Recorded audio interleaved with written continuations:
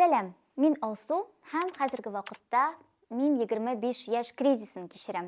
Шуңа күрә моңа кадәр булган бөтен куркуларымны калдырып, үземне бик теләгән, күптән теләгән сфераларда сынап карарга булдым. Һәм шуңа күрә сез әлеге видео тосманы карыйсыз. Хәзерге вакытта сез минем фатирымда кунакта, дөресрәге съемный фатирымда, һәм алга таба монда төрле чыгарылышлар, төрле кунаклар булачак. Минем үземә дә кызык нәрсә килеп чыгар икән.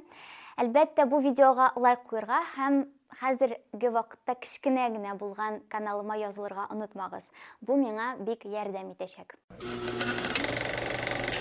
Минем янәшәдә тынычландыра торган энергияле кешеләр алай күп түгел. Аеруча үз фикерен тәмләп, үз күзаллавын җиткерә, аңлата алучы кешеләр тагын да әзрәк. Шуңа күрә мин тәүге чыгарылышка шундый кешеләрне чакырырга булдым. Ул минем өчен ниндидер татар теленең генә түгел, в целом үзенең эчендә булган әйберләрне аңлата һәм күрсәтә белә торган кешеләрнең берсе. Гүзәлне беләсезме барыгызда дип сорыйм әле? Кем белми, минем каршымда шагыйрә, минем коллегам Идел журналының шеф мөхәррире Гүзәл Закирова. Сәлам, Гүзәл! Ничек син? Кич төшергәнгә микән, миңа ничектер тыныч һәм рәхәт. Гомумән, кич эшләнелә торган әйберләр күпкә җиңелрәк уза минем өчен. Шуңа күрә миңа рәхәт. Бәлки ул журнал киткәнгәдер. Бәлки, юк, кич минем моны төн дип атыйсы килми, бу төн түгел әле. Кич минем тәүлекнең иң яраткан вакыты, шундый менә тынычланып кала торган, бераз туктап кала торган вакыт. Шуңа күрә ул менә идеаль тур килде монда. Синең ниндидер төгәл яшәү режимың бармы? Ничәдә торасың, ничәдә ятасың, яки син төрлечә була аламы? Юк дип әйтер идем, әмма эшләгәч туры килә инде, ниндидер бер режимга киләнергә. Әмма мин алайда үземне нитмәскә тырышам, китәләшерки. Үземне көчләмәскә, үземә авырлык китермәскә тырышам. Әйе. Шуңа күрә мин иртәнге якка әйберләр куймаска тырышам. Һәм эшкә дә мин 9-дан да иртәрәк тормыйм мин йокыдан. Авылда вакытта инде еш кына сәгать 1-ләргә кадәр дә йоклый алам. Миңа сүз әйтмиләр, Аллага шөкер. Минем нишләптер соңгы арада күзәтәм. Ял көннәрендә таң тишегеннән торып утырам, ни өчендер, чөнки теге алда үземә генә багышлый ала торган көн бар. Эш көннәрендә менә 9 булсынмы, 10 булсынмы, миңа уяныр өчен белмим нәрсә кирәктер, но көч ничектер табып булмый иртәнге якта вакытында торырга. Нишләп шулай, ул белмим, бәлки нидер психологик зажимнар бардыр. Син арымыйсыңмы әллә атна дәвамында? Арыйм. Мин уже средага, мин уже все, беттем. Ну вот, әгәр дә мин, например, суббота-воскресенье рәтләп ял итәм икән, аннары дүшәмбе әзрәк соңрак киләм икән, все, среданың киченә минем энергия уже булды. Ничек син шулай иртә торып утырасың икән ул ялларда? Ну, төрлечә. Белмим, ничектер просто үз-үзеңә ниндидер вакыт бирәсе килә, потому что башка вакытны ул җитми, мәсәлән. Ну, теге ритуаллар, кофе шу, ниту, йөреп керү, чыгып керү. Ну, бәлки ул минем көндәлек булганга күрә минем алай юктыр. Но йокы минем өчен иң рәхәт, иң йокыны уйлап тапкан кеше алдында баш ия. Иң гениаль әйбер ул йокы. Кстати, йокыны яра. Бу сорауны биреп тормыйм инде. Мин бик нык йокларга яратам. Кемнәр йокларга ярата? Пожалуйста, языгыз. Мин нәрсәдән сөйли башларга идем, без бит инде көзгә кирип барабыз, димме? Син ничектер көзгә әзерләнәсеңме? Синең салкынга таба ритуалларың бәлки ортадыр. Мин салкынны иссегә караганда җиңелрәк кичерәм. Шуңа күрә үземне әзерлим дип әйтмәс идем. Бердән-бер момент минем теге бераз гына кәлиядән чыгарып җибәрә торган, ул аяз көннәрнең кимүе. Ну, хәзер Аллага шөкер әле сентябрьдә әйбәт торды көннәре.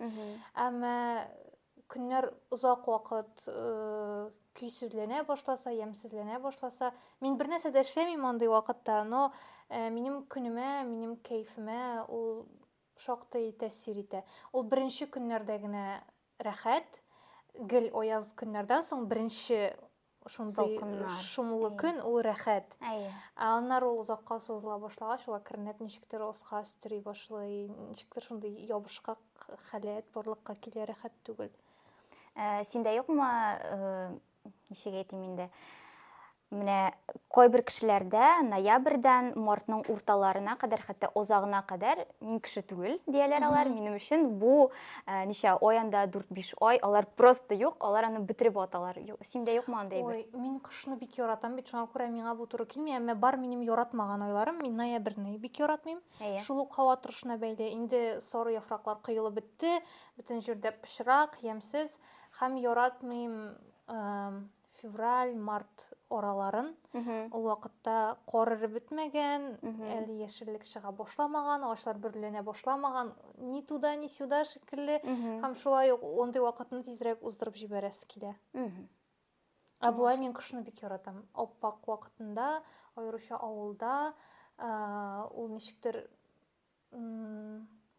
аеруча нык салкын булмаса, менә минем өчен ул җылы киенеп йөри торган, менә идеаль вакыт. Мин туңмыйм, туңа торган кеше түгел алай. Шуңа күрә миңа кыш рәхәт бик. Мин киресенчә кызуны күбрәк яратам.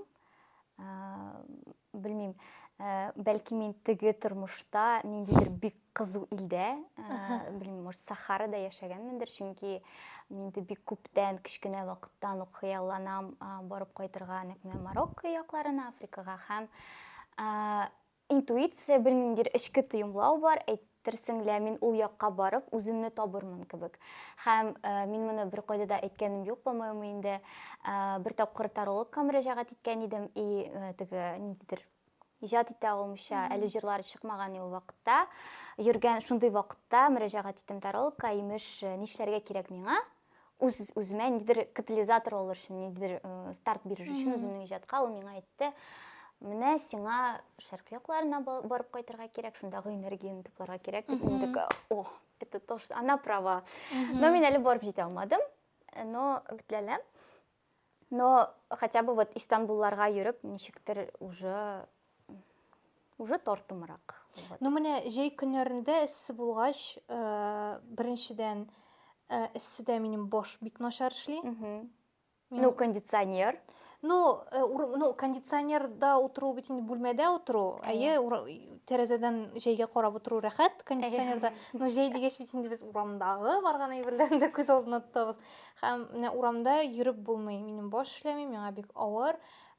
Тирлисең, мин яратмыйм әзгенә тәндә ниндидер үзгәрешләрне, минем тизрәк юынасы килә.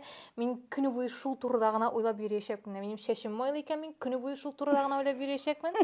Мин әзрәк тирлим икән урамда йөреп кереп, мин инде эштә утыра алмыйм, минем бөтен уем шунда гына, менә мин нык сосыга әйләнгән шикелле хис итәм үземне. Ул яктан җәйне бик авыр кичерәм мин. Эштә душ юк, душ кирәк Татмедиада. Ул бар, по-моему. Бәлки бардыр кемнәр өчендер, но безнең аны күргәнебез юк. Кыш көне ничектер киенә белсәң, әйбәтләп, салкында башта эшли, салкында гомумән салкын һавада йокларга кушалар бит инде. 17-20 градус әйбәт диләр. Яшәр өчен әйе. Әйе, ул ничектер киресенчә башны чистартып җибәрә шикелле. Ну, менә син әйтеп киттең, нәрсәдер теләгәнчә булмаса, көне буе шул турыда уйлап йөрим, бу бит инде тревожканың бер төре. Или тревожканың үзе дип әйтергә була. Бу тревожка микән? Бу минем Загоннар. Нык сизгерлегемә бәйледер бәлки. Мин үземә куйган идем диагноз гиперчувствительность дигән әйбер. Нейроотличный дип йөртәләр инде андый кешеләрне, нейроотличный кешеләрнең бер төре. Мин теге аңа тирән кермәдем инде, әмма үземә кирәкле әйберне таптым да, миңа ничектер аны аңлаганнан соң җиңелрәк булып китте инде. Гиперчувствительный кеше ул тукыма әзгенә икенче төрле булса да аны сизә һәм принцесса на горошине инде бик грубо итеп әйткәндә, менә ятасың һәм әзгенә нәрсәдер киттелсә, анда нәрсәдер үзгәрсә, анда ул йоклап булмый инде. Һәм мин төне буе ниндидер уңайлы поза таба алмыйча ятырга мөмкинмен. Еш кына башның да ниндидер бер идеаль позициядә булуы кирәк, кулларның да. Менә бик күп факторлар тәэсир итә нәрсәдер килеп чыксын өчен. Һәм андый вакытта сиңа кием дә комачауласа, чәч, менә чәч минем төп проблема. Мин бик яратам үземнең чәчләремне, аларның озынлыгын да яратам. Әмма соңгы вакытта сиздем бик еш аларны крабик белән эләктереп яки урып йөрүемне. Һәм мин уйладым, нәрсәгә миңа бу чәчләр, әгәр мин аларны гел кыстырып йөрим икән, Мгм. ә менә болай мин йөри алмыйм. Менә ул минем шыгырымнан чыгара башлый. Ул минем битемә тия, ул минем күземә керә башлый, ул авызга керә, муенны кытыклый башлый. Һәм мин теге урамда йөргәндә дә бөтен әйберне булдыра алганча уңайлы итәргә тырышам. Тукыма уңайлы булырга тиеш, кием уңайлы булырга тиеш, чәч йылган булырга тиеш. Шулай гына мин тыныч атлап йөри алам урамда. Бу сорауны сиңа биргәннәре дә бардыр, бәлки ничек яшисең син бөтен әйберне шулай тоеп, ниндидер гипер микро дәрәҗәдә тоеп. Ул бит әле ниндидер физик пландагы әйберләр генә түгел. Әйе. Ул Әйе. бөтен һавадагы үзгәрешләрне сизү, эмоциональ анда үзгәрешләрне сизү, кемдер синең белән сөйләшкәндә микро күз хәрәкәте ясап алды, син аңа бөтенесенә игътибар итәсең, һәм ул бөтенесе синең башыңа кереп кала да, син аны әйләндерәсең аннары, нәрсәдер әйтмичә калды бугай яки дөрес әйтмәде бугай дигән ниндидер уйлар белән. Ул бик күп энергияны ала. Мин ул турыда уйламаска тырышам, чөнки уйлый башласам, мин үзем өчен аның бик авырга һәм зыянга кебек хис итәм мин аны. Әмма мин бер китап укый башлаган идем, нейроотличные люди дип аталамы соң инде ул. Мин бик зур өметләр багладым ул китапка. Ул миңа ничектер кабул итәргә һәм тынычланырга ярдәм итер дип уйлаган идем. Әмма миңа ошамады ул китаптагы идея. Анда алар бөтенләй игнорируют югары сизгерлекнең авыр якларын. Алар анда ул сиңа табигатьтән бирелгән бүләк, син анда яфракларның саргаюына кадәр күрәсең, син иҗат итә аласың, син бөтен әйберне тирән тоясың, менә аның зыян китерә торган, авырлык китерә торган яклары как будто бөтенләй юк шикелле. Һәм анда менә Эйнштейн да шундый булган, бу да шундый булган. Миңа нәрсә бирә Эйнштейнның шундый булуы, миңа хәзер авыр, миңа ярдәм табырга телим үземә, ничек аны ничектер градусын әзрәк киметеп җибәрергә яки файдага булган якларына күбрәк игътибар итәргә. Яптым мин ул китапны. Укымадым, миңа ошамады андый теге высокопарный ниләр. Сездән дә җир йөзендә яхшы кеше юк дигән нидә анда. Үзенә күрә бер нидер поддержка. Кемгәдер ул чынлап та ярдәм итәргә мөмкин андый китап, әйе. Әмма мин бәлки изләгәнмендер бераз шундый фәнни яктан аңлатыбрак, ни өчен ул шулай, миңа җиңелрәк нәрсәнедер минем тормышымда ни өчен шулай барганын аңласам, сәбәбен аңласам, миңа ул әйберне кабул итәргә җиңелрәк. Аңламыйм икән, ул хаоска әйләнә һәм сиздермичә идарә итә инде минем кәефем белән, минем хәлем белән, минем физик үземне ничек хис итүем белән. Син бит инде психологка да йөрисең һәм кемнәр синең белән гомумән таныш, алар беләләр, син әлеге үзеңнең сизгерлегеңне, хәзер шул сүз белән билгеле инде, ничектер сублимировать итәсең, блог аша күрсәтәсең, синең әле профильдә дә үз-үземдә казынам дип язылган. Күптәннән син шулай аудитория белән ачык-ачык сөйләшә башладыңмы? Мин ул моментны төгәл нитмим, белмим.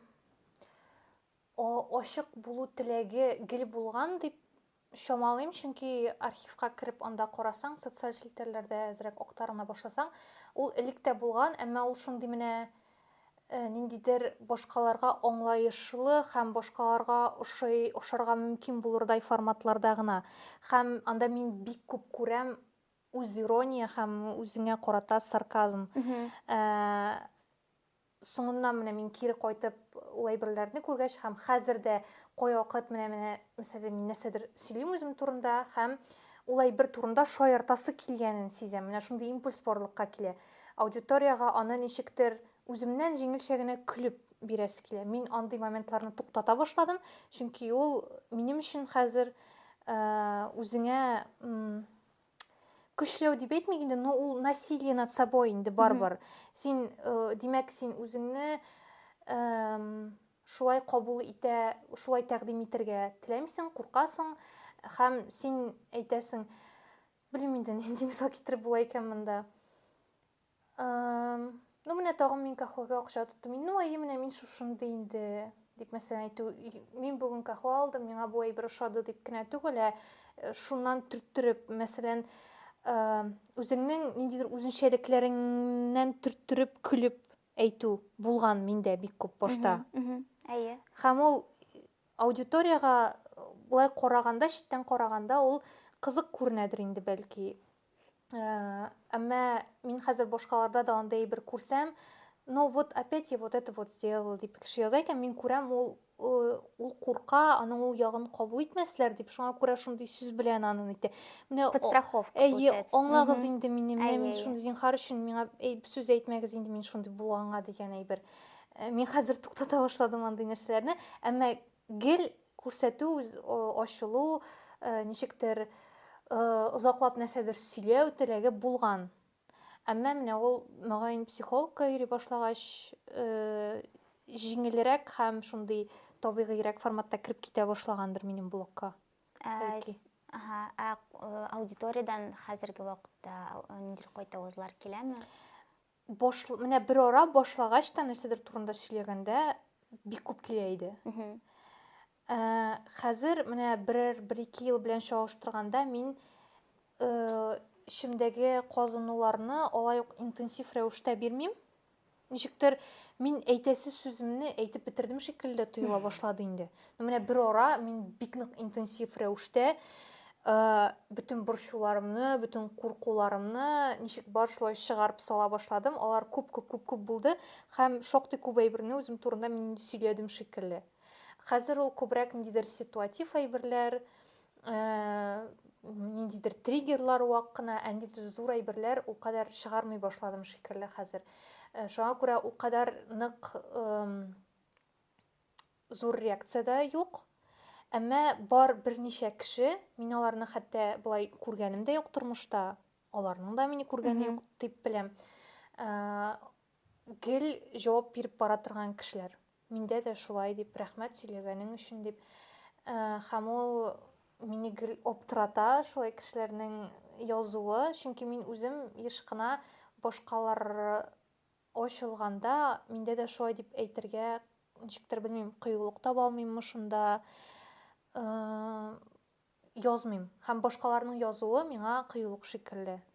Шулай. Ну, ул бит социаль челтәрдә булгач үзенә күрә ниндидер җаваплар килү, поддержка кебек була инде. Шулай, хотя бы лайк кую уже ниндидер.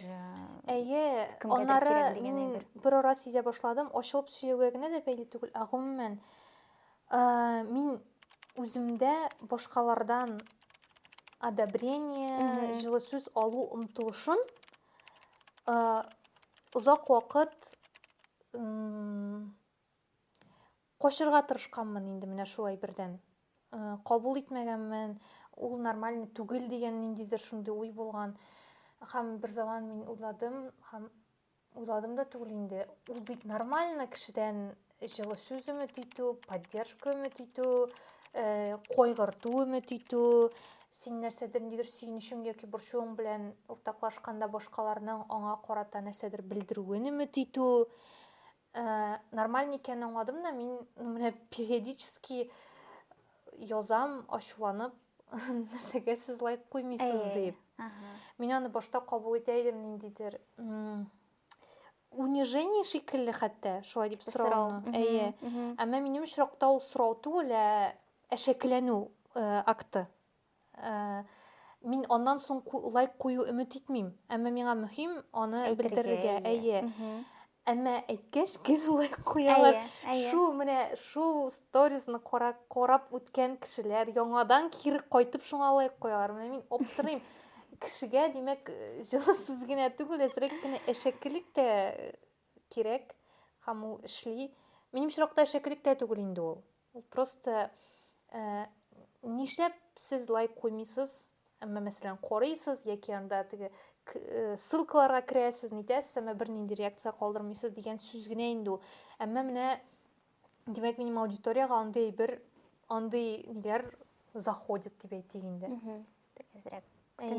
Һәм мин аңладым, аннан соң сорау нормально. сорарга кирәк кешеләрдән миңа. Менә минем белән менә болай сөйләшсәгез әйбәт булыр иде. Минем белән менә шундый мөнәсәбәт корсагыз әйбәт булыр иде. Миңа бу кирәк, миңа теге кирәк дип сорау нормально.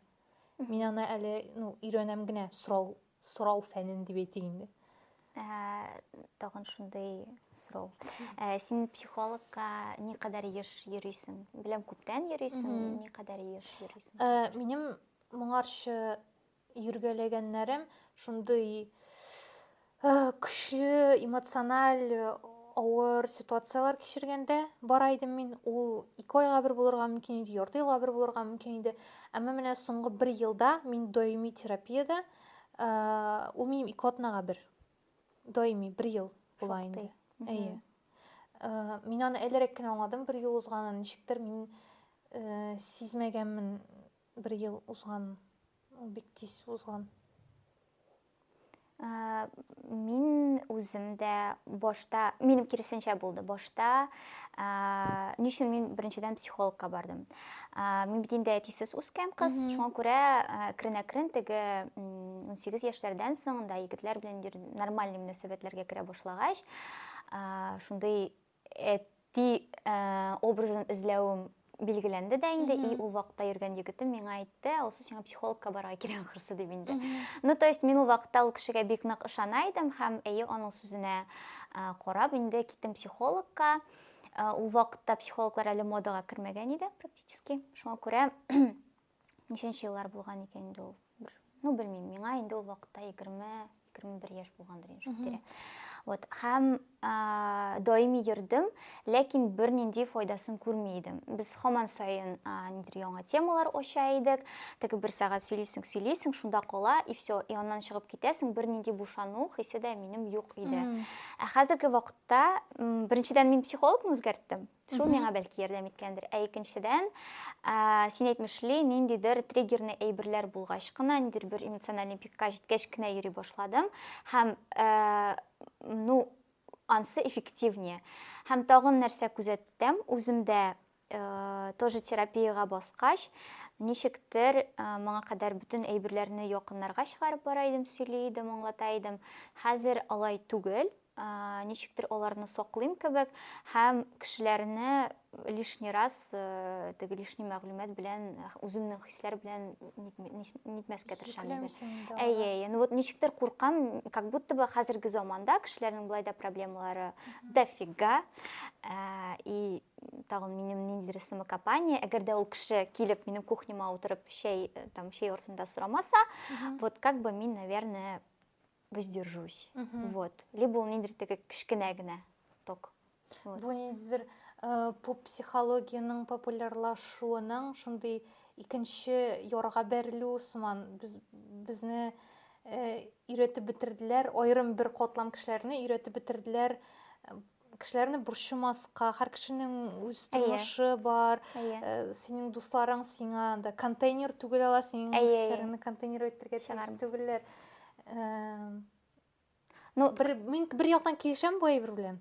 Чөнки минем кисешкәнем бар, мине контейнер булып кулланган очракларны, һәм ул чынлап та бик күп хәлне ала. Әмма ул ничектер кухнямда, син әйткәнчә, кухняда сөйләшеп утыру гына түгел иде. Ул бик менә узак вакыт кешенең туктаусыз бер теманы әйләндерүе, шәйнәве, һәм син аңа әйтәсең, психологка бар дисең, ул психологларны не признает, һәм ул дәвам итә гел менә шул теманы әйләндерүен. Һәм кайсыдыр бер моментта синең кысасың килә башлый ул темадан, андый очракта килешәм. Син әйтәсеңме соң ул кешегә, юк, мин сине тыңларга теләмим моннан соң дип? Мин ничектер ул сизде, ахрысы мин читләшә башладым. Шундый сөйләшүләрдән тыш башка вакытта, мәсәлән, рилслар җибәрә, мин карамыйм, җавап бирмим. Менә шундый әйберләрдән ул шамаладымы соң инде ул сирәгрәк сөйләшә башладык, һәм хәзер бөтенләй сөйләшмибез диярлек. Мин белмим, хәзер ул ничек хәл иткәндер ул проблемаларын үзенең. Әмма гомумән алганда, мәсәлән, миңа тормышымда 2-3 бөртек кенә булса да, мин ныклап тулысынча булмаса да ярар 80%-ка ачыла алырлык кешеләр барлыгын белү миңа тынычлык бирә. Барбыр. Мин ничек әйтим, ул шундый бер опция кебек, мин аны кулланмаска да мөмкинмен. ягъни аларга мин сөйләмәскә дә мөмкинмен, әмма мин беләм, ул кеше бар, мин аңа сөйли алам, ул мине тыңлаячак һәм беркайчан да бәяләмәячәк, акыл өйрәтмәячәк, һәм ул миңа барыбер үзе бер опора булып тора. Менә ул ниндидер тынычландыру бирә миңа. Мин үзем генә түгел, мин бушана алам дигән әйберне белү. Болай бушану өчен мин психологны кулланам инде. Вот бушану әйбәт сүз. Минем нинди дуслар бар. Тоже ничектер башка килеп китте шулай бер. Бәлки элек без, наверное, даими аралаша торган булганбыздыр, ләкин ниндидер сәбәпләр аркасында ул читләшеп, бәлки алар күченеп китепме, ничекме инде, понятное дело, коммуникация кими, ләкин менә бу нигез, шушы кешегә килеп теге башымны куя ала торган кеше булуы, вот андый, то есть тәүлекнең нинди сәгатенә анда сәлам диергә дә кирәкми, син анда яза башлыйсың. Ну, наверное, бу абьюздыр, наверное, дружеский какой-то абьюз, но мине тоже ул тынычландыра торган әйбер. Вот, пока не жаловались. Мин сиңа гедонистлар темасы дип язган идем. Белмим, ни кадәр ул сиңа кызык икән, но нәрсәдән килеп туды бу фикер? Бер тапкыр офиста без, кызлар белән сөйләшеп утырган идек инде, типа, вот, хезмәт хаклары, хәзерге шартлар, анда теге үзеңә фатир алырга да, машина алырга да, зур, крупный планнар корырга да җирлек бирми. Шуңа күрә без рәхәтләнеп, нәрсәне теге бүтән булган финансларны, капиталны тотабыз җиңел дофаминга һәм башкага. Бу тынычланумы или нәрсә икән бу? Һәм бу гедонизмның бер төре кебек минем өчен. Бәлки, минем очракта финанс грамоталыгы булмау. Белмим, бу финанс грамоталыгы дигән әйбер әллә ул социаль челтәрләрдә генә шундый зафорсенный әйберме, чөнки ул бер моментта кисәк күп барлыкка килде. Һәм илдәге икътисади коточкыч ситуацияны каплар өчен безне гаепләргә тырышалар, без акча тота белмибез дип, әмма чынлыкта шунда гына түгел бит инде. Безнең акча тота белмәүдә генә түгел. Мин бер ара тырышкан идем, әзрәк уйлабрак тотырга, ничектер төрле максатларга акча җыя башларга. Һәм миңа бер кеше әйтте, бер фраза миңа башта бик ачуланды, мен аннары аңладым һәм кабул иттем. Финанс грамоталык ул бала кичкенә вакытта ук аның башына сеңә торган әйбер, гаиләдә үк сеңә торган әйбер. Син инде 25 яшеңә җитеп, юк икән ул синдә бер кайчан да булмаячак диде. Күбрәк акча эшләргә өйрән лучше диде. Мин шундый, юк, мин өйрәнәм, ничек инде өйрәнеп була бит инде улай бергә. Менә ничә узды, юк, мин өйрәнмәдем, мин өйрәнә алмыйм улай бергә. Әмма минем Аллага шөкер дип әйтәсе килә, тормыш ситуациясе мине китереп кысмый икән, акчаны менә булай иттереп тутырга. Ниндидер шундый хәл килеп чыкмаган икән, Аллага шөкер, язмыш миңа финанс ягыннан тупой булырга мөмкинлек бирә.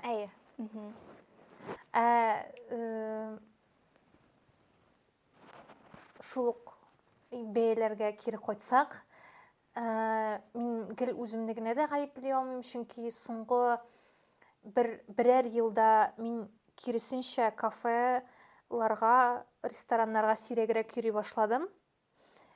Әмма аңа карап кына минем чыгымнарым кимемәде бөтенләй. Чөнки хәзер шул ук кахва һәм теге каядыр кирип тиз генә алып чыга торган әйберләрдә нык артты бәясе.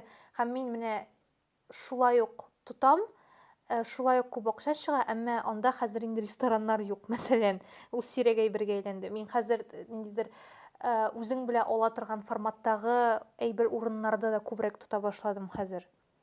Яшәү режимы моңа тәрәдер, наверное, теге. Бер яктан хәзер кияүгә чыгып, ирем белән бергә тора башлауда шулай тәэсир иткәндер. Без бергә каядыр йөри идек, хәзер ничектер яки мин үзем генә еш йөри идем.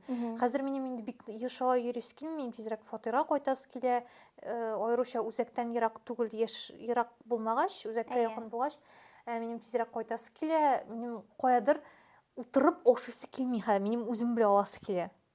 Сирәк очракта гына минем була, мәсәлән,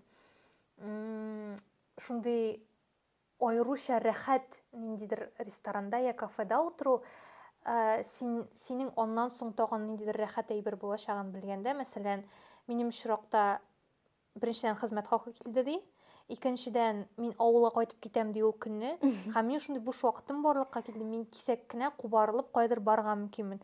Һәм мин беләм, менә миндә картада акча бар, мин аннан соң әле авылга да кайтып китәм, мин хәтәм итеп башлыйм, тынычлап, мине беркем дә ашыктырмый, һәм мин әле авылга да кайтам, һәм мин авылда тынычлап мунча керәм, йоклыйм.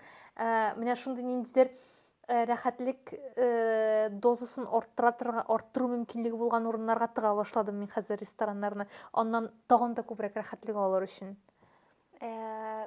Минем очракта киресенчә элек рәхәт булган әйберләрнең тәме әзәйде, ничектер алар. Нәрсәләр ул, мәсәлән?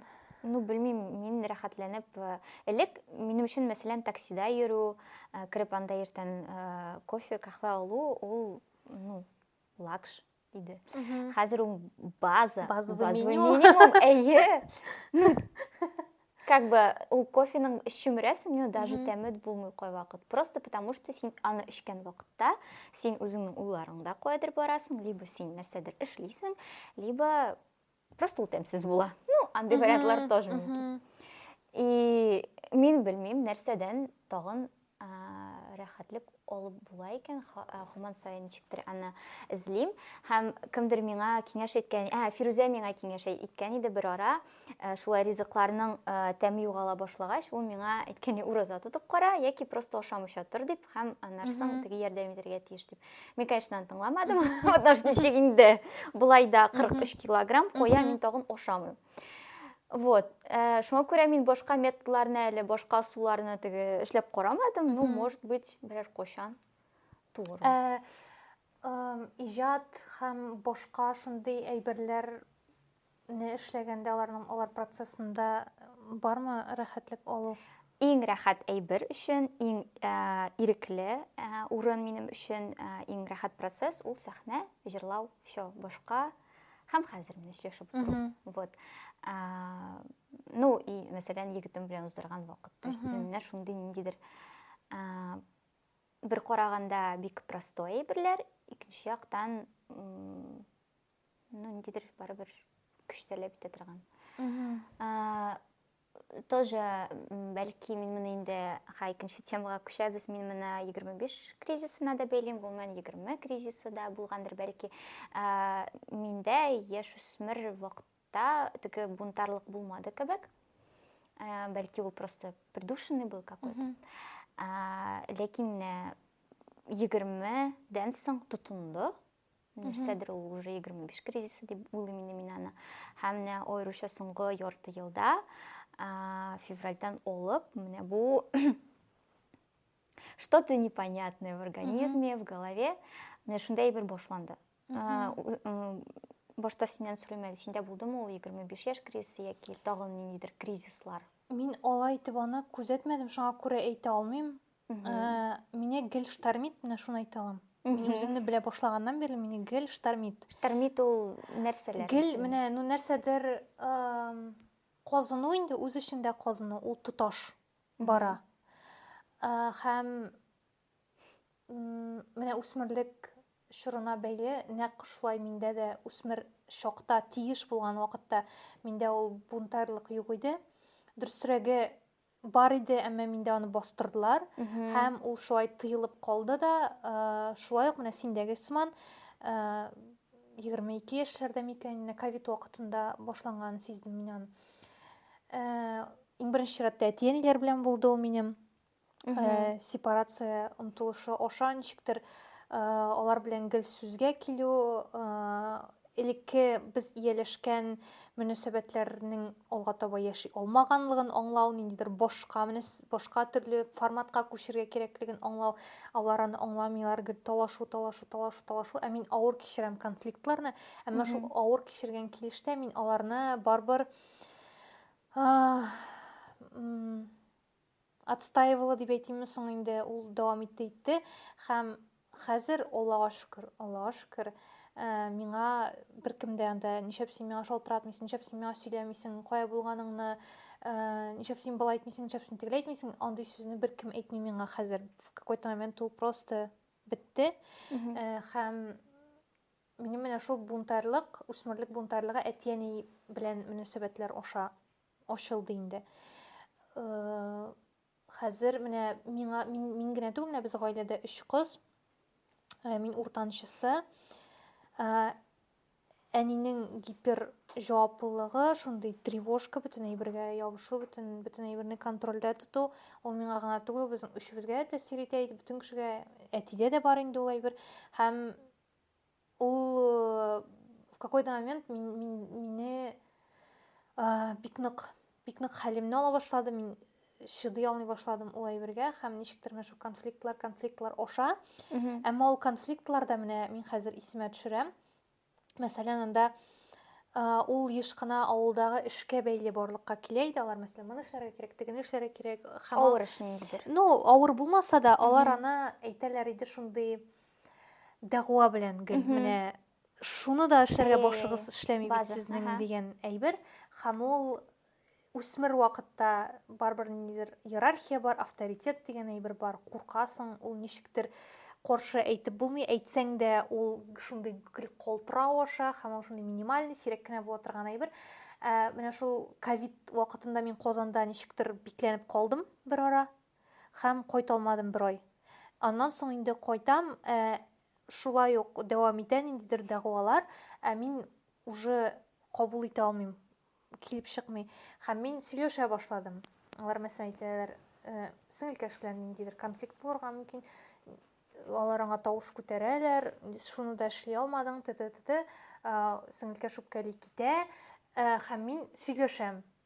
Без аңлыйбыз сезгә авыр икәнен, без аңлыйбыз сезнең өстәге зур җаваплылык барлыгын, сезнең бик авыр физик хезмәт белән шөгыльләнгәнегезне аңлыйбыз, без сезгә булышырга телибез, әмма безнең белән менә шулайрак сөйләшегез, менә булайрак әйтегез. Һәм беренче моментларда ул гел шундый менә защита бик көчле иде.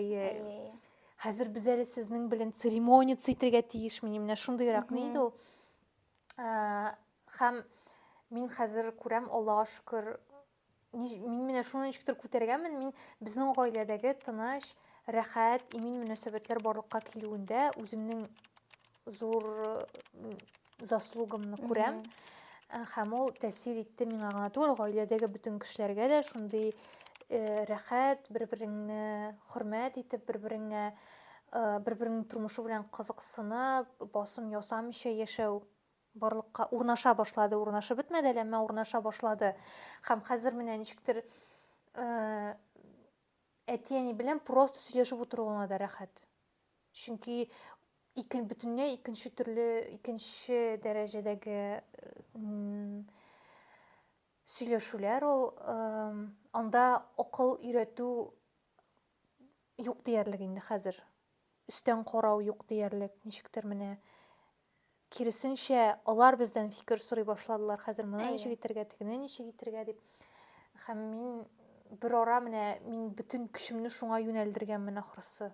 Менә шул гаиләдәге мөнәсәбәтләрне көйләүгә. Моңа шактый вакыт киткән, конечно. Бик күп вакыт китте. Әмма того стоило. Син кризислар турында сорадың да.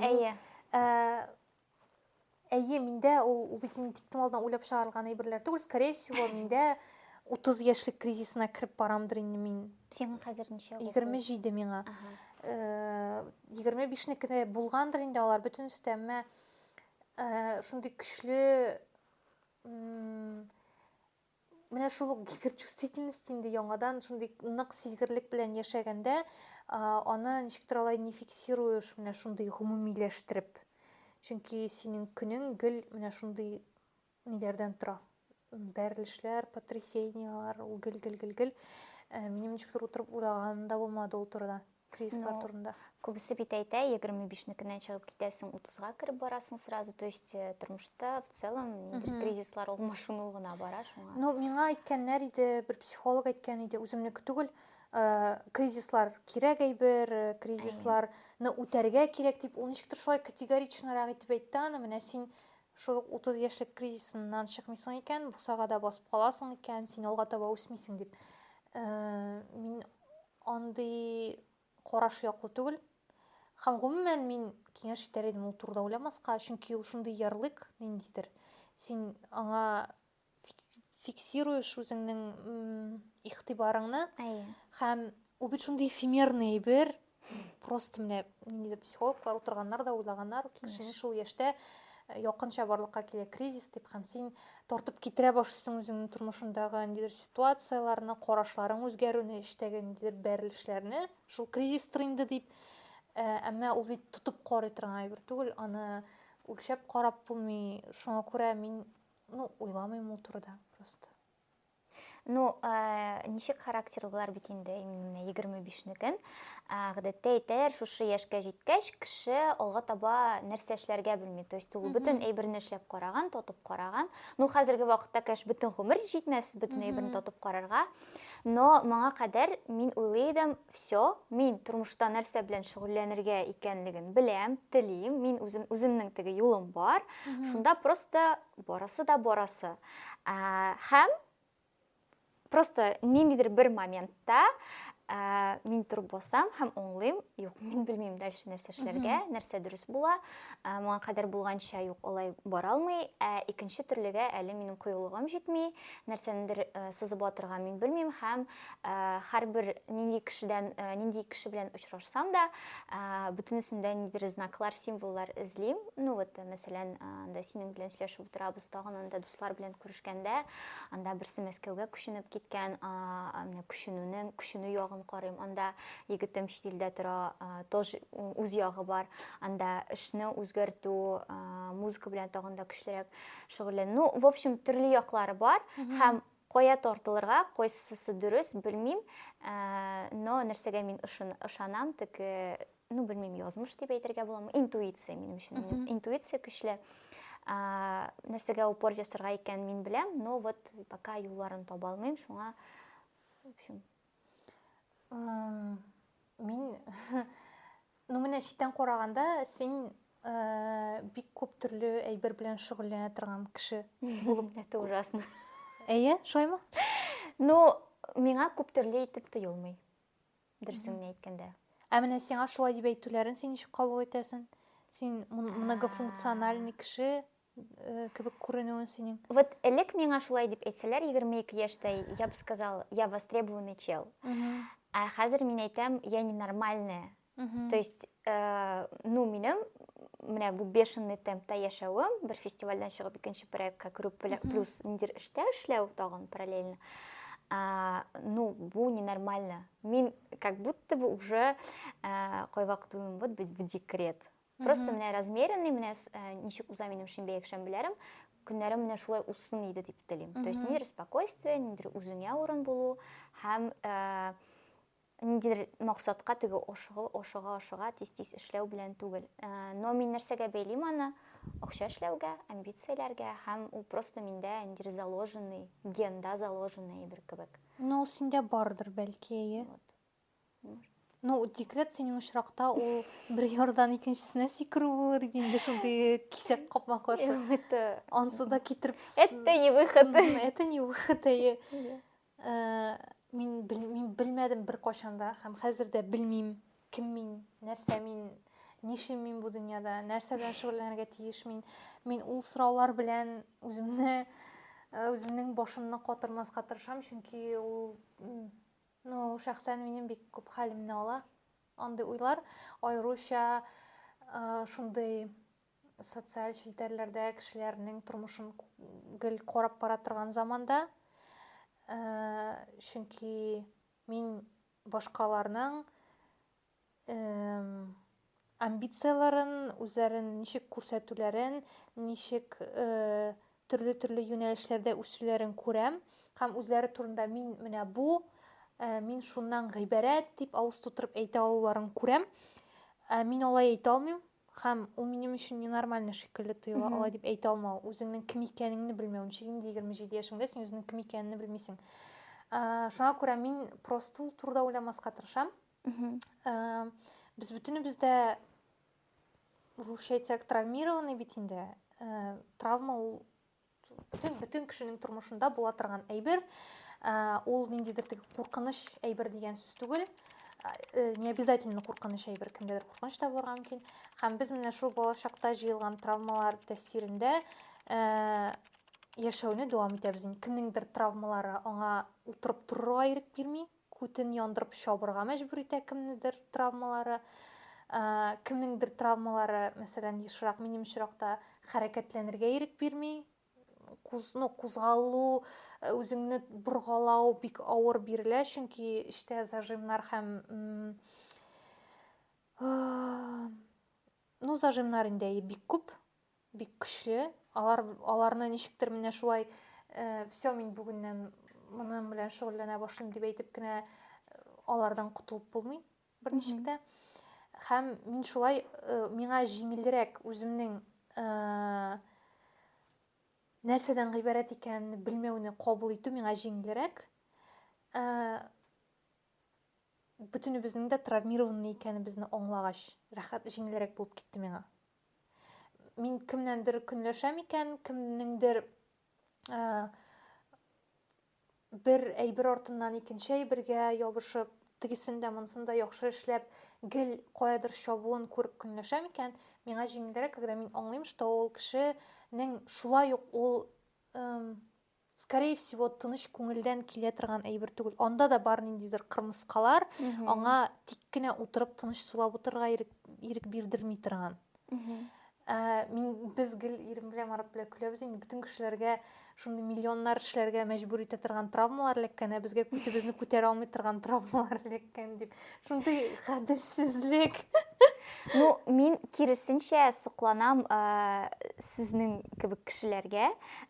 Маратны да беләм бит инде, басылып, нәрсәндер җиренә җиткереп эшли ала торган кешеләргә. Җитми миңа андай әйбер. Вот хәзер как будто какой-то что-то сломалось. Мин үзем турында әйтмәс идем, нәрсәндер җиренә җиткерә торган кеше дип. Ул шулай күренәдер читтән, чөнки мин бер эш урынында утырам. Менә шул яктан гына мин нәрсәндер җиренә җиткереп эшли торган кешедер. Эш урында в смысле? Мин бер эштән икенче эшкә йөрмим, мин бер эштә озак утыра алам, менә шул мәгънәдә. Әмма минем турында гел менә безнең гаиләдә әйтәләр, берсен башлый, икенчесен ташлый. Мин нәрсәләргә генә тотынмадым инде. Бию белән дә шөгыльләнеп карадым, скрипка да алып карадым, укулеле минем ята. Һәм миннән күчерүләр, укулелеңдә уйныйсыңмы? Мин әйтәм, юк, нәрсәгә син аны алдың? Һәм в смысле нәрсәгә алдым? Минем ул вакытта уйныйсым килде укулеледә. Шуңа күрә мин аны алдым. Мин бәлки ниндидер яңа әйбергә тотыну миңа авыр биреләдер, кузгалу авыр биреләдер, чөнки бер ара мин бик еш шундый кыйммәтсезләндерү белән очрашырга туры килде төрле кешеләрдән. Нишләп син моңа да әйтәсең, тегедә дә әйтәсең, акчаны жәлләмисең инде син шунда йөрергә, шуның белән шөгыльләнергә дигән нәрсәләр анда мәсәлән. Бәлки ул да тәэсир итә торгандыр. Әмма мин тот самый человек, который башлый да ташлый. Мин бик күп андый нәрсәләрем. Бәлки мин аларны күрсәтмимдер. Әмма ул бер урында, бер эштә утыруым, шулай ук менә мин психологка да ул турыда зарланган идем. Гомумән эшкә генә бәйле түгел, менә мин мәктәпне бетердем. Мин белмим кая керергә телим мин. Нәрсә кызык миңа, белмим. Бәлки нәрсә кызык икән беләмдер, но аны уку юнәлеше буларак күз алдына китерә алмыймдыр. Һәм миңа тәкъдим итәләр татар филологиясына биреп карага. Мин әйтәм, ярар, биреп карыйм. Бирдем. Мин инглиз теленнән дә имтихан биргән идем, минем баллар яхшы иде, әмма университетка керерлек түгел иде. Анда бик зур конкурс иде. Мин татар филологиясына эләктем, кирдем, укыдым, укып кына бетердем, дипломны гына якладым. Эш турында уйлый башларга кирәк, ә мин белмим нәрсә миңа кызык. Миңа шагыйрә Сония Әхмәтҗанова җибәрә, якынга вакансия бар икән, биреп кара. Бардым, алдылар, калдым.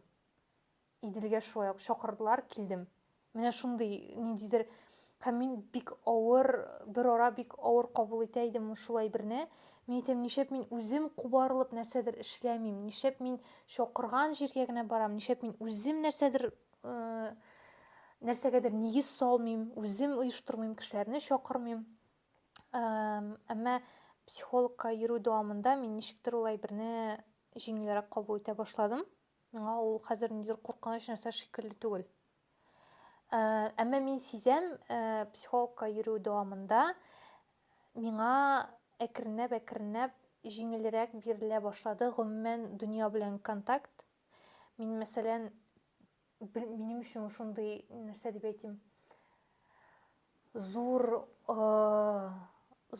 адым дип тә әйтер идем мин аны. Мин машинага йөрергә, укырга йөри башладым. Минем әле ул бетмәде. Һәм минем ул тормышымдагы, менә аңлы тормышымдагы беренче үзем теләп алынган эш. Менә укулелеларның ниләрен әйтмим инде, алар ничектер мин күңел өчен дип кенә кабул итә идем. Ә монда мин кайсыдыр бер моментта аңладым, мин ардым кешегә өмет итеп йөрергә, мин ардым машина эзләргә, авылга кайтырга гел, миңа кирәк, миңа үземә рульгә утырырга кирәк дигән уй барлыкка килде. Әмма ул уй да минем башымда бик озак йөрде әле. Миңа бер ничә тапкырдыр белмим, бер 10 тапкыр кешенең соңга калган көтеп авылга кайтыр өчен уңайсыз машиналарда утырып кайтып, нервланып утырырга кирәк иде бер күп тапкыр. Шуннан соң гына минем башыма ул ныклап урнашты, менә ул уй, мин правага укырга тиеш дигән. Һәм мин аны присваиваю үземә, менә ул мин эшләгән әйбер, ул мине беркем дә төртмәде анда барырга. Әмма менә шуннан кала, менә мин чынлап саный алмыйм бер нәрсәдә мин үзем эшләгән әйбер дип. Как будто минем тормышымда бөтенләй андый нәрсә юк. Һәм миңа окей. Менә шуның белән. Миңа куркыныч түгел аннан. Башка вакытта мин бөтенләй шәлперәмә килә идем башкаларның уңышларын күреп, үземнең бер нәрсә эшләмәгәнемне аңлаудан. Хәзер мин күрәм, мин аңлыйм ул кешенең бөтенләй башка бэкграунд икән, бөтенләй башка тормыш һәм кыйммәтләр икәнен, һәм үземдә бөтенләй башка кыйммәтләр икәнен, һәм просто куям. Миңа нормально. Әгәр дә мәсәлән сиңа, белмим, читтән килеп әйтәләр икән, Гүзәл, син что-то засиделась, ты уже давно выросла, деточка, дальше надо. Шулай килеп әйтсәләр, син ничектер кырмыскаң эчеңдә селкенә башлыймы или? Ну, мин аны бер яктан кабул, менә бик диссонансны кабул итәм мин андый әйберләрне. Бер яктан кешеләрнең шулай килеп әйтүе, ул аларның дөньяга карашларына бәйле, алар өчен ул too much. Һәм алар уйлыйлар, мин бу кешегә нәрсә яхшырак икән беләм. Һәм мин аңа әйтергә тиеш. Шундый бераз гына высокомерие күрәм мин анда әйбердә. Әмма икенче яктан, әгәр дә кеше аны акыл өйрәтеп, басым ясап әйтми икән, просто менә альтернатива тәкъдим итә икән, не просто әйтә, а альтернатива тәкъдим итә икән, мин ул кешенең фикеренә колак салырга һәм бер агымнан икенче агымга күчергә мөмкинмен. И то ул барбер мин бик күп әйберләргә ризалашам, чөнки мин үземә нәрсә кызык икән белмим. Мин шундый зур ачыш ясадым үземә һәм миңа ул ачыштан авыр түгел. Как ни странно, мин үземә нәрсә кызык икән белмим. Ну, татып карагач аңлыйсың инде. Ну, һәм бөтен әйбергә ризалашам, бөтен әйбердән баш тартмас өчен. Менә асылда миңа бик күп әйбер кызык түгел. Менә мин шуны да аңладым. Дөресрәге 90% әйбер миңа кызык түгел, мин тормышымда шөгыльләнгән. Әмма мин үземне компромисс белән ул әйберләрне эшләргә көйләнгәнмен. Моны мин акча өчен эшлим. Моны мин эшлим, чөнки мин булдырам, ул минем җиңел килеп чыга. Моны мин эшлим, чөнки миңа бу кеше белән кызык һәм күңелле. Әмма асылда миңа прям вау, рәхәт, кызык, андый әйбер кахва, ашау, йоклау, шундый базовый әйберләр, һәм мин үземне гаепли идем. Бөтен кешеләр шундый, анда белмим, ниндидер зур әйберләрдән рәхәтлек алалар, алар шундый зур максатлар куялар. Ә син үзеңә рәхәтлек табу өчен, бәхет дигән әйбер тоюр өчен, син ашауга ябышасың дип. Һәм мин какой-то момент уйладым, ну, Аллага шөкер, миндә бар хотя бы ашаудан рәхәтлек алу мөмкинлеге. Кемдер ашаудан да рәхәтлек ала алмый. Һәм ул рәхәт яши дип тоелган кеше, ул чынлыкта шулай аның эчендә бик көчле стресс булырга Әйе. мөмкин һәм анда рәхәтлекнең рөхәрефе дә булмаска мөмкин. Читтән караганда гына ул бик кайфует шикелле үзенең шундый ыгы-зыгылы тормышыннан. Ул шулай күренә. Ә асылда анда бик төрле хәлләр булырга мөмкин. Но шулай да мин бик еш кайтам психолог белән сөйләшүләрендә менә шул темага. Мин әйтәм, рәхәтлек алу менә бәхет дигән әйбер. Нишләп минем ул шундый нәрсә дип әйтәм әле мин аны? Шундый поверхностный әйбер. Хәтта оят та шикелле ашаудан рәхәтлек алу. Как будто бы мин иҗат кешесе булгач, мин аш булырга тиеш бераз. Мин ашаудан рәхәтлек алырга тиеш түгел шикелле. Но минем табигатемә салынган ашау белән ләззәтләнү. Нишләп мин үземне ояларга тиеш шулай бердән. Мин моны кабул итеп бетермәдем әле. Минем гел көрәш ул мәсьәләдә. Һәм ашауны керткән саен сторисларга шул көрәш аша кертелә ул минем. Тагын ашау кертәсең инде гүзәл. Тагын ашау күрсәтәсең, син тормышыңда ашаудан кала нәрсәдер бармы? Һәм мин үземә әйтәм, юк, ашаудан кала. Бер нәрсә дә юк минем тормышымда, это нормально. Хәзер миңа ашау гына кирәк, миңа бүтән нәрсә дә кирәкми. Ну, әйтәм ич, мин саф итеп көнләшәм сиңа, чөнки миңа ашаудан ләззәт алу вот. Ну, менә бу җәйдә егетем кайткач, ул тоже ашарга бик ярата. Ну, еда на Ладно. Ул үзе әйтте на третьем месте дип, конечно, но белмим, бәлки кай вакыт беренче урынга да күчеп аладыр, но аның менә ашауга, аның эшкә, аның бүтән әйбергә вот мөнәсәбәте ләззәт алу, әкренләп, аңлап эшләү. Анда пусть весь мир подождет. Гафу итегез, мин тәмләп ит кыздырам. Мин даже гади омлетны, ну вот просто. Шуңа күрә мин, ну вот, көнләшәм реально. Ну, беләсеңме, менә нәрсәгә минем шул эчке көрәш нык көчле бара? Чөнки бер яктан миндә бар гедонист, Әйе. шундый әкрен һәм җиңел тормыш алып барырга омтылучы кеше, ә икенче яктан бала чактан ук утырып торырга ярамый, гел нәрсә беләндер шөгыльләнергә кирәк, тиз эшләргә кирәк, сузылып йөрергә ярамый дигән кагыйдәләр белән үскән кеше. Һәм мин нәрсәндер сузылып эшли башласам, миндә тревожка кузгала башлый сразу. Һәм менә күз алдыма китермим, башымда барган әйберне, мин шундый гедонист, һәм шул ук вакытта мин үземне гел күтемнән төртеп тормакчы булам, тизрәк нитергә. Мин хәтта әкрен генә атлап та йөри белмим. Миңа бик авыр үземнең эчке менә шул шәхесләремне дуслаштырырга бик авыр.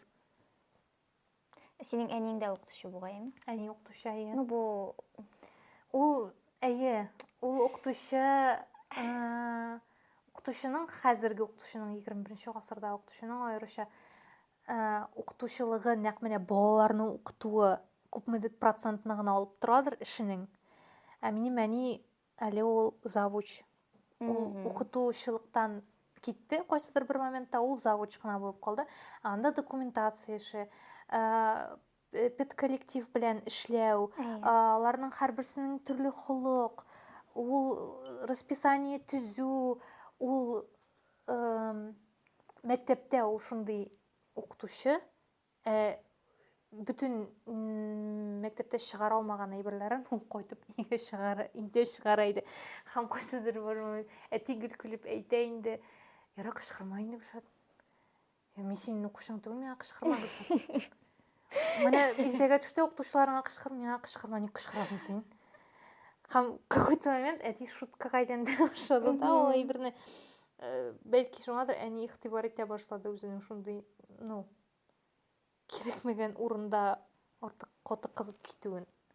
Син әниң укыткан мәктәптә укыдыңмы? Әйе. То есть аның карамагында булдың инде. Әйе, әйе. Ну, мине коткарды нәрсә, мин әни ул мәктәбендә эшлим, мин шәһәргә укып йөрдем, шуңа күрә ул теге бераз мөнәсәбәтләрне, конечно, сглаживает. Вот, но барыбер идея. Ну, минем олы абыем бар.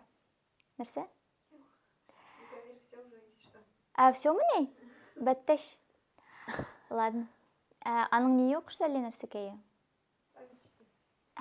Минем олы абый бар, шуңа күрә бүтән хаты куллар аңа эләкте.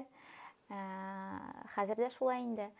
Шуңа күрә мин ничектер мөстәкыйлрәк булып үстем һәм ниндидер замечаниелар ясый башлагач, сразу ничектер кисеп куя идем кебек. Хәзер ул һаман да нәрсәдер анда возражать итәргә теләгәндә, әни, син теләгәнчә генә була алмый бит бу тормыш диям дә, и шуннан соң всё. Мен шундай эмоцияга күчеп кенә ул минем белән көрәшә ала, ә болай уже разумно юк. Мин вообще так-то еще шигърият темасына кирип чыгарга идем. Әгәр дә теләгегез булса, давайте обсудим. Әйдә. Мин Койсы ягыннан только шигъриятның. Юк инде, базово. Беренчедән мин синең хоббиларың турында сорарга идем һәм ни өчендер шулай күнеккән бит инде кеше анда мәктәптән тыш нәрсә беләндер кызыксынса, ул автоматически хобби. Синдә шигърият ул ничек? Ул хобби булып кирип килдеме? Ул необходимость. Ул точно хобби түгел. Нәрсәгә ничек яза башлаганымны хәтерләмим мин. Мәктәптә вакытта языла башлады, әмма ул вакытта беренче языла башлаган шигырьләр ул просто ритм һәм рифма белән эшләү иде. Мин аңлап алдым үземнең ритм һәм рифм белән эшли алганымны. Һәм укытучылар күреп алып, аны мине бәйгеләргә йөртә башладылар. Анда бер ара булып алды ниндидер социально одобряемый темаларга шигырь язулар, хәтта әнинең дә язып җибәргәне булды минем өчен шигырьне. Мин ничектер белмим, мин ул шигырьләрне үземнеке кебек кабул итмидем, но миңа ок иде ул вакытта. Әмма ничектер менә минем үземнең бер ара аннан соң 9-10 сыйныфларга күчкәч мин инде эчке мәхәббәт иде инде ул эчке борчуларымны, хисләремне шигырьгә күчерә башлагач, аларны ул кадәр игътибары иде, аларны бәйгеләргә йөртми иде беркем дә, бәйгеләрдә катнаштырмыйлар иде мине шигырьләрем белән. Һәм мин аларны ничектер үзем өчен генә яза башлаган кебек тоелган иде, әмма татар филологиясына кергәч, миңа аның ул яктан бик файдасы булды. Башка иҗат кешеләре белән дә мин анда таныштым. Анда Лүки түгәрәге бар иде, анда безнең Халисә апа бар иде. Һәм миңа ул бик нык ярдәм итте. Үземнең просто нормальный икәнне кабул итәргә, чөнки мәктәптә вакытта иҗади кешене, әгәр дә син сыйныфта шундый глубоко иҗади бер генә икәнсең, ул барбер инде сәер әйбер кебек кабул ителә. Синең өчен абсолютно нормаль булган әйберләр сыйныфташларың өчен сәер булырга мөмкин. Һәм миндә шундый гел диссонанс белән яшәдем мин мәктәптә вакытта. Вроде синең өчен максимально табигый әйбер, син шигырьләр язасың, син шундый дөньяга шулай иҗади күзлектән карыйсың. Аны сәер дип кабул итәр һәм сиңа аны аңлатырга кирәк, хәтта акланырга кирәк кайсы бер урыннарда. Ул шуңа күрә мин ничектер бер ара күрсәтми дә башлаганмындыр, бәлки ул эчке проявлениеларны мимикрировать итәргә омтылышлар да булгандыр, нормальный булырга, башкалар белән бер төслерәк булырга теләү омтылышлары. Әмма хәзер соңгы берничә елда мин шигырь язганым юк. Әмма мин үземне бөтенләй шигырь язудан туктадым дип әйтә алмыйм. Чөнки ул миннән бер кайда китә алмый. Әйе, мин килешәм, каләмне гел шарлап торырга кирәк, бөтен сәнгатьне гел камилләштереп торырга кирәк. Һич югы ул синнән китмәсен өчен практиковаться итеп торырга кирәклеге белән килешәм. Әмма шул ук вакытта барбер иҗатта җырчы булсынмы, биюче булсынмы, шагыйрь булсынмы, тырышлыктан тыш иң беренче чиратта анда Ходай уйыткысы булырга тиеш сыман, һәм аны беркем дә тартып ала алмый синнән. Син анда 30 ел буе практиковаться итмәсәң дә, ул синдә кала торган әйбер, һәм аны кабызып җибәреп була. Шуңа күрә миңа ул тынычлык биреп тора шигъриятның минем күңелемдә булуын белеп яшәү. Һәм кайчандыр берәр мәлдә миңа менә необходимость барлыкка килсә язырга, ягъни менә мин язмыйча булдыра алмыйм кебек тоелса, мин яңадан каләмгә алмашакмын һәм язачакмын. Күптән түгел бер подкаст карадым һәм анда шундый фикер булды.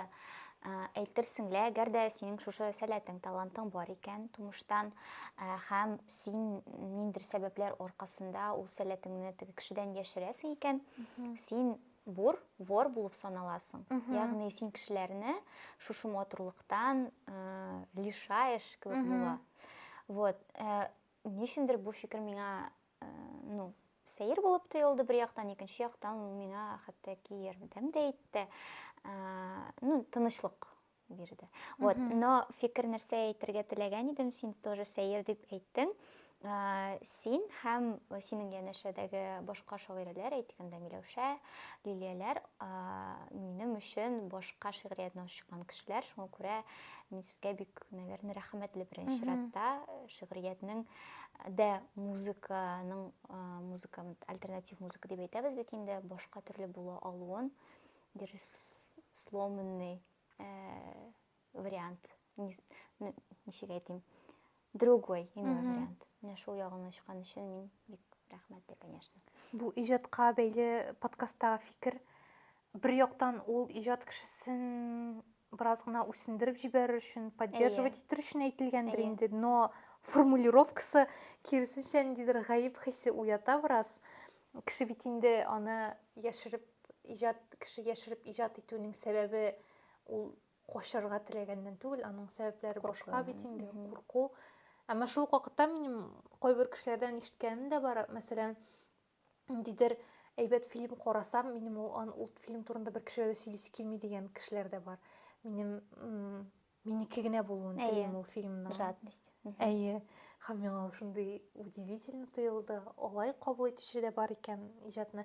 Әмма менә бу очракта ул куркуны җиңел генә алып атып булсын инде ул. Но менә белмим, ничек шулай килеп чыккандыр, әмма нәкъ менә шигырь очрагында, шигърият очрагында миңа аны дөньяга күрсәтү авыр бирелми. Мин үземнең шигырьләремне тәнкыйди күзлектән карамыйм беркайчанда. Алар минем өчен менә шундый наив, самими, чиста бола дип әйтсәм буладыр. Иҗат әсәре. Хәтта ки мин беләм, миннән күпкә яхшырак язган кешеләр бар. Мин татар әдәбияты тарихында, скорее всего, калмаячакмын. Миннән бик начар язган кешеләр дә бар. Ягъни мин татар филологиясында укыган кеше буларак, шигырь теориясын укыган кеше буларак, әдәбиятны белән таныш кеше буларак мин күрәм, минем шигърият кайдыр менә мондарактыр инде. Һәм миңа нормально, минем бер шигыремнең бер хәрефен, бер үтерен дә үзгәртәсем килми. Мин аны әдәбият дөньясында калыр өчен язмыйм, һәм миңа калса бик күп шагыйрьләр шулай, алар аны язалар, чөнки яза беләләр беренчедән, икенчедән ул аларның хисләрен, эчке кичерешләрен контейнировать итү ысулы да, өченчедән переосмысливать итү, дүртенчедән теркәп калдыру кайдадыр, бик күп сәбәпләре булырга мөмкин. Әмма анда әдәбият дөньясында калу, ниндидер исемең булу дигән әйбер, скорее всего, юктыр. Ул теге заманда калгандыр. Ул вакытта да менә хәзер без классик дип әйтә торган шагыйрьләребезне карасак, белмим, мин ничектер аларда андый омтылыш булгандыр шикелле түгел. Мин җырлар язган вакытта да беренчедән җырларга кире кайтырга яратмыйм. Мәсәлән, ниндидер порыв булып теге язып атам икән, мин аны диктофонны кабызып киредән тыңларга, бик сирәк була андый очрак. Менә реально утырып җыр чыгарга, нәрсәдер шундый уже иҗатка, эшкә караган кебек карарга кирәк булса, приходится сталкиваться со своим творчеством лицом к лицу. Менә шундыйрак ниндидер состояние. Минем өчен ул рәхәт түгел. Ләкин башкару һәм ниндидер аннан соң килгән рәхәтлек, рәхәт. Менә шул. Шуның белән Біз әлі тәмамламайбыз. Мен бір ритуал кіртірге болдым. Біздің бит инде проект Тосма деп атала. Мен аны әлі түгел ничектер форматқа соласымда келмей, подкаст буламы, интервью буламы, ничек буламы пока белмим. Ләкин бір әйберне түгел беләм. Кичә мин алып кайттым пленочный фотоаппарат, безнең балачактагы ниләр. Һәм мин монда һәрбер герой белән фото ясап барачакмын. Һәм анда узакка таба безнең герой белән тосма җыелачак. Һәм мин аны привет итеп инде берәр кая социаль челтәрләргә анда отачакмын һәм үзеңә дә җибәрермен. Вот шундый традиция кертәм. Фирүзә, давай төшер. Тебе не привыкать. Ачырга онытмайым ни. Ничек утырга икән безгә? Так, монда бит бер генә мөмкинлегеме? Эй, ну, шуның кыйммәте шунда. Бер генә. Барсын да онытта киләле.